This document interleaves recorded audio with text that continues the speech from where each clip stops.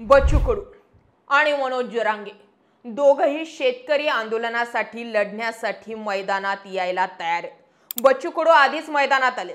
बच्चू कडूंना राजकीय अँगल आहे, बच्चू कडूंना राजकीय पक्ष आहे, बच्चू कडूंना राजकीय ताकद आहे। बच्चू कडू हे राजकारणातील व्यक्ती आहेत, म्हणून बच्चू कडूंचं आंदोलन गुंडाळण्याचा किंवा बच्चू कडू मोठे होऊ नयेत यासाठीचा प्रयत्न केला जाणार आहे। मात्र ज्यावेळी या आंदोलनाला मनोज जरांगेंची जोड भेटेल त्यावेळी हे आंदोलन एक वेगळंच रूप घेणार आहे। लक्षात घ्या, नागपूरमध्ये बच्चू कडू यांच्या नेतृत्वाखाली शेतकऱ्यांचं वादळ धडकलंय। हजारो ट्रॅक्टर, मिळेल ती वाहने, ऊन वारा पाऊस कशाचीही तमा न बाळगता हजारो शेतकरी बच्चू कडूंसोबत या आंदोलनात उभे राहिले। नियोजित ठिकाणी सभा होणार होती, ती सभा उरकवून महामार्गावरतीच बच्चू कडूंना सभा घ्यावी लागली, कारण वाढलेला लोकांचा पाठिंबा आणि आणखी उग्र स्वरूपाचं हे आंदोलन होणार असल्याची हिंट कालच्या बच्चू कडूंच्या आंदोलनातून मिळाली आहे। बच्चू कडू हे सरकारचे की विरोधकांचे यापेक्षा महत्त्वाचं हे आहे की बच्चू कडू हे विरोधकांमध्येही राहिलेत आणि सत्ताधाऱ्यांमध्येही राहिलेत। त्यामुळे सत्ताधारी आपण घेतलेल्या आंदोलनाला ॲक्शनला रिॲक्शन कशी देतील यातली आतली चिल्लर राजकीय खेळी सुद्धा बच्चू कडू ओळखून आहेत आणि त्यामुळे बच्चू कडूंच्या मागे जितका मोठा समाज उभा राहील तेवढं बच्चू कडूंना मॅनेज करणं सरकारला अवघड जाईल।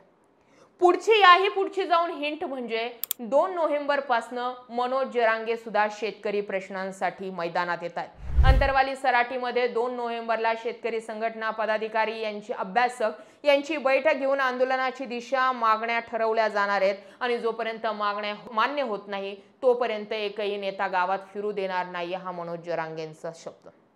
मी आधीच सांगितलंय, मनोज जरांगेंना ना सरपंच व्हायचंय, ना आमदार व्हायचं, ना खासदार व्हायचं, ना मुख्यमंत्री। मनोज जरांगे हा माणूसच मुळात फाटका आहे आणि त्यामुळे मनोज जरांगे एखाद्या प्रश्नाला घेऊन जर मैदानात आले तर आधीच इकडे ओबीसींचं आंदोलन, मध्यवर्ती मराठ्यांचं आंदोलन आणि तिसरीकडे शेतकरी आंदोलन। देवेंद्र फडणवीस हे तीनही आंदोलनं किती शिताफीने व्यवस्थितपणे कायदा सुव्यवस्थेचा प्रश्न निर्माण न होऊ देता हाताळतात त्यावरती देवेंद्र फडणवीसांचे गुण ठरतील।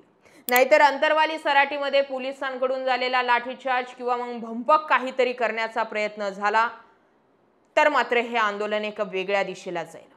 आणि जर बच्चू कडू आणि मनोज जरांगे दोघंही एकत्रितपणे जर आंदोलनामध्ये दिसले तर मात्र शेतकऱ्यांना कर्जमाफी मिळेलच। इथे विषय कोणत्या जातीचा धर्माचा नसणार आहे, इथे विषय हा फक्त आणि फक्त शेतकऱ्यांचा असणार आहे। त्यामुळे या आंदोलनामध्ये फक्त मराठा समाजाचे किंवा अमुक समाजाचे तमुक समाजाचे नाही, सगळे शेतकरी जर जरांगे असो किंवा बच्चू कडू असो यांच्या मागे उभे राहिले तर कर्जमाफी मिळते। इतिहास सांगतोय, जी गोष्ट कायद्यात बसत नाही, जी गोष्ट नियमात होऊ शकत नाही आणि जी गोष्ट होण्यासाठी खूप काही वेळ लागू शकतो त्यासाठी उठाव करावा लागतो, त्या गोष्टींसाठी बंड करावं लागतं।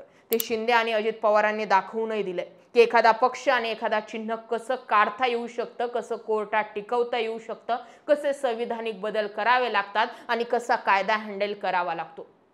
त्यामुळे होत नाही, पैशाचं सोंग घेता येत नाही, शेवटी आम्हाला जेव्हा योग्य वाटेल तेव्हा करू, होईल, जाऊ द्या, बघू, हे स्टेटमेंट अजित पवारांसारखे आता लागू करता येणार नाही।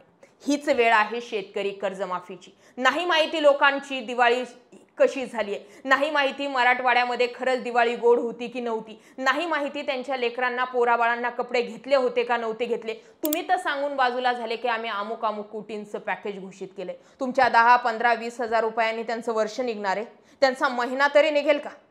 साधी गोष्ट आहे, शेतातली जर मातीच वाहून गेली तर कुठले पिकं? त्यांना त्यांचे घरं उभारण्यामध्येच किती कष्ट घ्यावे लागतील याचीही माहिती नाही। मग यापेक्षा आणखी कोणती वेळ शेतकरी कर्जमाफीसाठी हवी आहे? ठीक आहे, सरसकट कर्जमाफी नसेल करायची नका करू, पण ज्या शेतकऱ्यांचं खरोखर नुकसान झालंय त्या शेतकऱ्यांना कर्जमाफी मिळाली पाहिजे। आणि या मागणीसाठी माझा, बच्चू कडू किंवा मनोज जरांगेंनी जर शेतकरी प्रश्नासाठीच विषय लावून धरला तर माझा पाठिंबा नक्कीच असणार आहे। तुमचा पाठिंबा असेल तर हा व्हिडिओ शेअर करा, या व्हिडिओवरती जास्तीत जास्त व्यक्त व्हा। जय महाराष्ट्र।